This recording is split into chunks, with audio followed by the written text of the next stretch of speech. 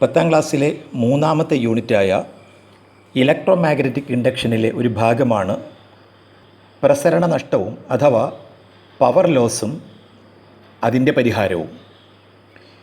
ഈ ആശയം കുട്ടികളിലേക്ക് പകരാൻ ശ്രമിക്കുമ്പോൾ പലപ്പോഴും ഉയർന്നു വരാറുള്ള ഒരു ചോദ്യവും അതിൻ്റെ ഉത്തരവുമാണ് ഇവിടെ ചർച്ച ചെയ്യുന്നത്. എന്താണ് ഈ പവർ ലോസ്? പവർ ലോസ് പല തരമുണ്ട്. ഇവിടെ നാം ചർച്ച ചെയ്യുന്നത് വൈദ്യുതി ട്രാൻസ്മിഷൻ ലൈനിലൂടെ കടത്തിവിടുമ്പോൾ ഉണ്ടാകുന്ന പവർ നഷ്ടത്തെക്കുറിച്ചാണ്. അതായത് ഒരു ജനറേറ്ററിൽ ഉൽപ്പാദിപ്പിക്കുന്ന വൈദ്യുതോർജ്ജം വിദൂരത്തുള്ള ഒരു സബ്സ്റ്റേഷനിലേക്ക് കണ്ടക്റ്റിംഗ് വയറിലൂടെ കൊണ്ടുപോകുമ്പോൾ ജൂൾസ് ലോ അനുസരിച്ച് കണ്ടക്ടറിൽ വെച്ച് ഹീറ്റ് രൂപത്തിൽ വൈദ്യുതോർജ്ജം നഷ്ടപ്പെടുന്നതിനെയാണ് പ്രസരണ നഷ്ടം അഥവാ പവർ ലോസ് എന്നതുകൊണ്ട് ഉദ്ദേശിക്കുക. ലൈനിൽ ഓരോ സെക്കൻഡിലും നഷ്ടമാകുന്ന എനർജി, അതായത് power loss equal to I²R ആയിരിക്കും. ഇവിടെ I എന്നത് ട്രാൻസ്മിഷൻ ലൈനിലൂടെ പ്രവഹിക്കുന്ന കറണ്ടിൻ്റെ അളവും R എന്നത് ട്രാൻസ്മിഷൻ ലൈനിൻ്റെ റെസിസ്റ്റൻസുമാണ്. ഈ റിലേഷൻ വിശകലനം ചെയ്താൽ കറണ്ടിൻ്റെ അളവ് കുറച്ചാൽ പവർ ലോസ് കുറയ്ക്കാനാകും എന്ന് മനസ്സിലാകുന്നുണ്ട്. അതായത് കുറഞ്ഞ അളവിലാണ് വൈദ്യുതി ലൈനിലൂടെ ഒഴുകുന്നതെങ്കിൽ പവർ ലോസ് കുറവായിരിക്കും. അപ്പോൾ ഉയരുന്ന ചോദ്യം, ജനറേറ്ററിൽ ഉൽപ്പാദിപ്പിക്കുന്ന മുഴുവൻ പവർ അയക്കുകയും വേണം, അതേസമയം കറണ്ടിൻ്റെ അളവ് കുറയുകയും വേണം. ഇതിനെന്താണ് മാർഗം? ഇത് വിശദീകരിക്കുന്നതിന് ഇപ്പോൾ നിങ്ങൾ കാണുന്ന പട്ടിക ഒന്ന് നിരീക്ഷിക്കുക. ഒരു ജനറേറ്ററിൽ 100 വാട്ട് പവറാണ് ഉൽപ്പാദിപ്പിക്കുന്നത്. അതായത് 100 വാട്ട് പവർ ഉൽപ്പാദിപ്പിക്കുന്ന ഒരു ജനറേറ്റർ. അതിൽ നിന്നും വൈദ്യുതിയെ വ്യത്യസ്തമായ വോൾട്ടതയിൽ ട്രാൻസ്മിറ്റ് ചെയ്യുമ്പോൾ ഓരോ സന്ദർഭത്തിലും ലൈനിലെ കറൻ്റാണ് പട്ടികയിൽ കൊടുത്തിരിക്കുന്നത്. ഈ പട്ടിക പരിശോധിച്ചാൽ വ്യക്തമാകുന്ന കാര്യം, ഒരു നിശ്ചിത പവർ, അതായത് ഇവിടെയാണെങ്കിൽ 100 വാട്ട് പവർ ലൈനിലൂടെ അയക്കുമ്പോൾ അത് ഉയർന്ന വോൾട്ടതയിലാണ് അയക്കുന്നതെങ്കിൽ കറണ്ടിൻ്റെ ഇൻറ്റൻസിറ്റി കുറവായിരിക്കുമെന്നാണ്. നോക്കിയാൽ കാണാം, 100 വോൾട്ടിലാണ് അയക്കുന്നതെങ്കിൽ കറണ്ട് 1 ആമ്പിയർ ആയിരിക്കും. അത് 200 വോൾട്ടിലാണ് അയക്കുന്നതെങ്കിൽ അത് 0.5 ആമ്പിയർ ആയി കുറയുന്നുണ്ട്. അതല്ല, അതിനു പകരം 100 വോൾട്ടിൽ നിന്ന് 1000 വോൾട്ടിലേക്കാണ് ഉയർത്തുന്നതെങ്കിൽ കറണ്ട് 1 ആമ്പിയറിൽ നിന്ന് 0.1 ആമ്പിയറിലേക്ക് താഴുന്നുണ്ട്. അപ്പോൾ ഇതുവരെ നമുക്ക് മനസ്സിലായ കാര്യം, പവർ ലോസ് സമം I²R ആയതിനാൽ പവർ ലോസ് കുറയ്ക്കുവാൻ I താഴ്ത്തിയാൽ മതി. ഇനി I താഴ്ത്തുവാൻ കഴിയുന്നത്ര ഉയർന്ന വോൾട്ടതയിൽ പവർ ട്രാൻസ്മിറ്റ് ചെയ്താൽ മതി. ചുരുക്കത്തിൽ, ജനറേറ്ററുകളിൽ ഉൽപ്പാദിപ്പിക്കുന്ന വൈദ്യുത പവർ വിദൂരത്തുള്ള സബ്സ്റ്റേഷനിലേക്ക് അയക്കുമ്പോൾ ഊർജ്ജനഷ്ടം പരമാവധി കുറയ്ക്കുന്നതിന് വേണ്ടി ഉയർന്ന വോൾട്ടതയിലാണ് കറണ്ട് ലൈനിലൂടെ കടത്തിവിടുന്നത്. ഇവിടം വരെ കാര്യങ്ങൾ സുവ്യക്തമാണ്.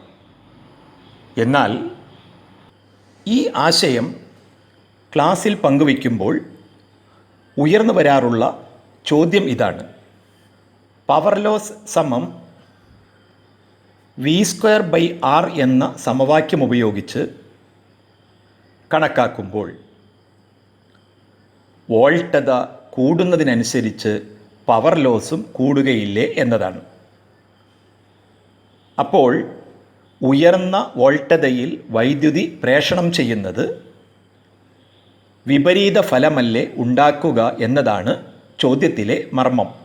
അതായത് നാം നേരത്തെ പവർ ലോസ് കണക്കാക്കിയത് I²R എന്ന സമവാക്യം ഉപയോഗിച്ചാണ്.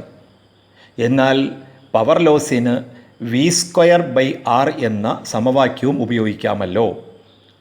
അപ്പോൾ വോൾട്ടത കൂട്ടുമ്പോൾ V²R എന്ന ഗണിതവാക്യമനുസരിച്ച് വോൾട്ടേജ് കൂടുമ്പോൾ പവർ ലോസും കൂടുകയില്ലേ?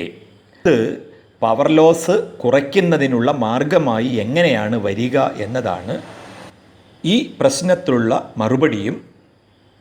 അതോടൊപ്പം ഉയർന്ന വോൾട്ടതയിൽ വൈദ്യുതി പ്രേഷണം ചെയ്യുമ്പോൾ പവർ ലോസിലുണ്ടാകുന്ന കുറവുമാണ് ഇനി വിശദീകരിക്കാൻ പോകുന്നത്. ഈ സന്ദർഭത്തിൽ ഒരു തമാശ ഓർമ്മ വരികയാണ്. പണ്ടൊരിക്കൽ ഒരാൾ ഒരു കത്തയക്കാൻ പോസ്റ്റ് ഓഫീസിൽ ചെന്നു. കവർ പിടിച്ചു നോക്കിയതിന് ശേഷം പോസ്റ്റ് മാസ്റ്റർ പറഞ്ഞു, ഇതിന് തൂക്കം കൂടുതലാണ്, അതിനാൽ ഒരു സ്റ്റാമ്പ് കൂടി ഒട്ടിക്കണമെന്ന്. അപ്പോൾ കത്ത് കൊണ്ടുവന്നയാൾ ചോദിച്ചുവത്രേ, സ്റ്റാമ്പ് വീണ്ടും ഒട്ടിച്ചാൽ തൂക്കം പിന്നെയും കൂടുകയല്ലേ ചെയ്യുക എന്ന്. ഏതാണ്ട് അതുപോലെയാണ് ഇവിടത്തെയും സംശയം. ഏതായാലും നമുക്ക് നമ്മുടെ വിഷയത്തിലേക്ക് വരാം.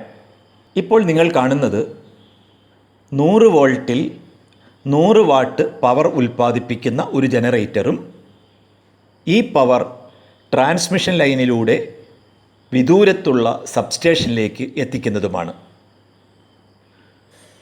ട്രാൻസ്മിഷൻ ലൈനിന് ആകെ 10 ഓം റെസിസ്റ്റൻസ് ഉണ്ടെന്ന് കരുതുക.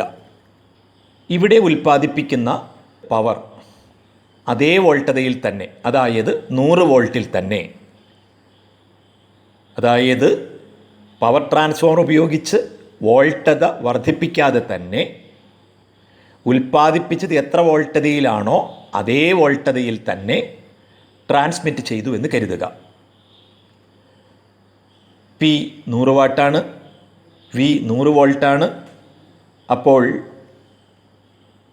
I സമം P/V അനുസരിച്ച് ഇപ്പോൾ ലൈനിലൂടെ ഒഴുകിക്കൊണ്ടിരിക്കുന്ന കറൻറ്റ് 1 ആമ്പിയറാണ്. ഇനി ഈ സന്ദർഭത്തിൽ ട്രാൻസ്മിഷൻ ലൈനിൽ ഉണ്ടാകുന്ന നഷ്ടമാണ് നാം പരിശോധിക്കുന്നത്.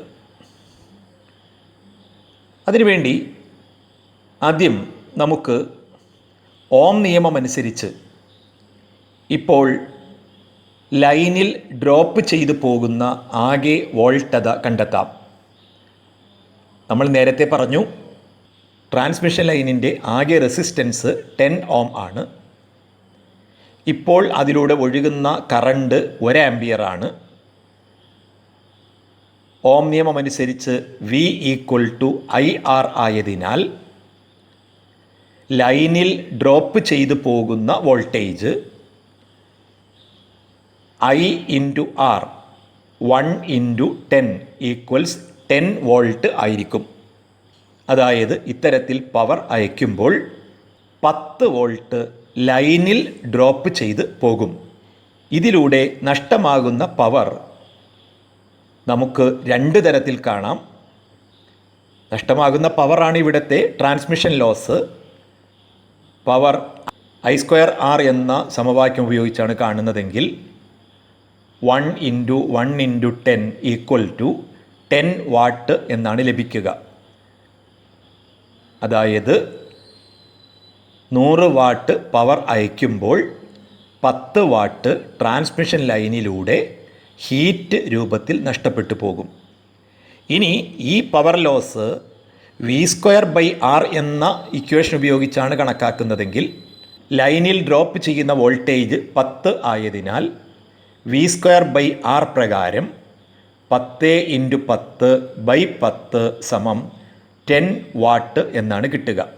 അതായത് I²R എന്ന ഇക്വേഷൻ ഉപയോഗിച്ച് കണക്കാക്കിയാലും V²R എന്ന ഇക്വേഷൻ ഉപയോഗിച്ചാലും പവർ ലോസ് 10 വാട്ട് എന്നു തന്നെയാണ് കിട്ടുന്നത്. അപ്പോൾ ജനറേറ്റർ ഉൽപ്പാദിപ്പിച്ച 100 വാട്ട് പവർ ട്രാൻസ്ഫോമറിൻ്റെ സഹായമില്ലാതെ ഉൽപ്പാദിപ്പിച്ച അതേ വോൾട്ടതയിൽ തന്നെയാണ് സബ്സ്റ്റേഷനിലേക്ക് അയക്കുന്നതെങ്കിൽ 100 വാട്ടിൽ നിന്നും 10 വാട്ട് നഷ്ടപ്പെട്ട് ബാക്കി 90 വാട്ട് പവർ സബ്സ്റ്റേഷനിലെ ട്രാൻസ്ഫോമറിൻ്റെ ഇൻപുട്ടിൽ ലഭ്യമാകും. സെക്കൻഡറിയിൽ നിന്നും പരമാവധി 90 വാട്ട് പവർ ടാപ്പ് ചെയ്തെടുക്കാം. ഇവിടെ ശ്രദ്ധിക്കേണ്ട പ്രധാനപ്പെട്ട കാര്യം, പവർ ലോസിന് കാരണമായ വോൾട്ടേജ് ആകെ വോൾട്ടതയല്ല, മറിച്ച് ലൈനിൽ ഡ്രോപ്പ് ചെയ്ത വോൾട്ടേജ് മാത്രമാണ് എന്നതാണ്. ഇനി നമുക്ക് ഇതേ പവർ ഒരു പവർ ട്രാൻസ്ഫോമറിൻ്റെ സഹായത്തോടെ വോൾട്ടത 1000 വോൾട്ടാക്കി ഉയർത്തിയതിന് ശേഷം ട്രാൻസ്മിറ്റ് ചെയ്തു നോക്കാം. ഈ ക്രമീകരണമാണ് ഇപ്പോൾ നിങ്ങൾ കാണുന്നത്. പവർ 100 വാട്ടും വോൾട്ടേജ് 100 വോൾട്ടും ആയിരുന്നു. അത് സബ്സ്റ്റേഷനിലേക്ക് അയക്കുന്നതിന് മുൻപ് ഒരു പവർ ട്രാൻസ്ഫോമറിലേക്ക് അയക്കുന്നു.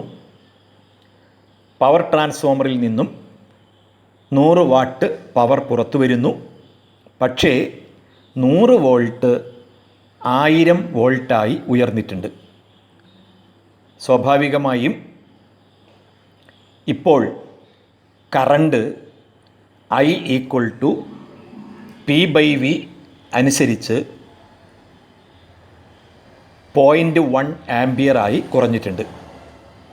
അതായത് വോൾട്ടേജ് 100 വോൾട്ടിൽ നിന്നും 1000 വോൾട്ടിലേക്ക് ഉയർത്തിയപ്പോൾ കറണ്ടിൻ്റെ ഇൻറ്റൻസിറ്റി 1 ആംപിയറിൽ നിന്നും 0.1 ആംപിയറിലേക്ക് താഴ്ന്നു. ഇപ്പോൾ ലൈനിലെ voltage drop V = IR = 0.1 × 10 = 1 volt. അതായത് നേരത്തെ വോൾട്ടേജ് ഡ്രോപ്പ് 10 വോൾട്ടായിരുന്ന സ്ഥാനത്ത് ഇപ്പോൾ ലൈനിൽ ഡ്രോപ്പ് ചെയ്തു പോകുന്ന വോൾട്ടേജ് 1 വോൾട്ട് മാത്രമാണ്. പവർ ലോസ് I²R എന്ന ഇക്വേഷൻ ഉപയോഗിച്ച് കണക്കാക്കിയാൽ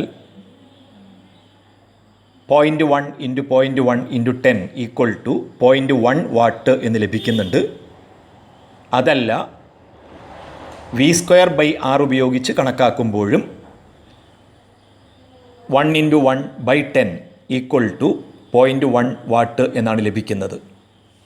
അപ്പോൾ ഒന്നാമത്തെ കാര്യം, ഏത് ഇക്വേഷൻ ഉപയോഗിച്ചാലും പവർ ലോസ് ലഭിക്കുന്നത് ഒരുപോലെയാണ്.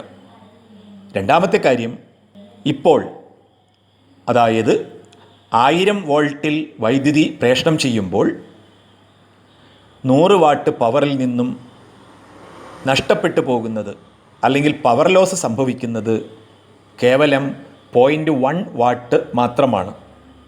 ബാക്കി 99.9 വാട്ട് പവറും പവർ സ്റ്റേഷനിലെ ട്രാൻസ്ഫോമറിൻ്റെ ഇൻപുട്ടിൽ ലഭ്യമാകും. സെക്കൻഡറിയിൽ നിന്നും പരമാവധി 99.9 വാട്ട് പവർ ടാപ്പ് ചെയ്ത് എടുക്കാൻ കഴിയും. അവസാനമായി ഒന്നുകൂടി ആവർത്തിക്കുന്നു, V²/R ഉപയോഗിച്ച് പവർ ലോസ് കണക്കാക്കുമ്പോൾ ലോസ് കൂടുന്നതായി തോന്നാൻ കാരണം മുഴുവൻ വോൾട്ടതയും പരിഗണിക്കുന്നത് കൊണ്ടാണ്. പ്രസരണ നഷ്ടമുണ്ടാകുന്നത് ട്രാൻസ്മിഷൻ ലൈനിലാണെന്ന് ഓർക്കുക.